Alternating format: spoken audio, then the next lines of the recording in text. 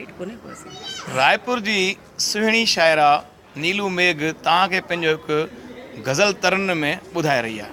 नीलू मेघ गज़ल जो मतिलबु आहे पंहिंजो पंहिंजो सुख थींदो आहे, पंहिंजो पंहिंजो सुख थींदो आहे, पंहिंजो पंहिंजो सुख थींदो आहे, पंहिंजो पंहिंजो दुख थींदो आहे, पंहिंजो पंहिंजो दुख थींदो आहे। हीअ त इंसानी फितरत आहे, हीअ त इंसानी फितरत आहे, ॿिए जे सुख में दुख थींदो आहे, ॿिए जे सुख में दुख थींदो आहे। ऐं शेर आहे नांगन में थींदो हो हाणे, नांगन में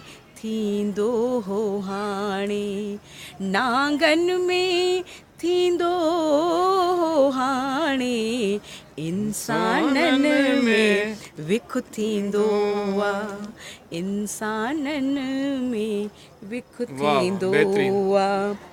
कश्ती वहंदी आ उन पासे, कश्ती वहंदी आ उन पासे, जाते हवा जो रुख थींदो आहे, जाते हवा जो रुख थींदो आहे। ऐं ख़ासि शेर तव्हांजे लाइ, नीयत साफ़ रखें जे पंहिंजी, नीयत साफ़ रखें जे पंहिंजी, पाईअ में भी लख थींदो आहे, पाईअ में भी लख थींदो आहे। इन मख़्तो रखानी अॻिते कीअं उॾामी सघंदो नीलू, कीअं उॾामी सघंदो नीलू, कतरियल जंहिंजो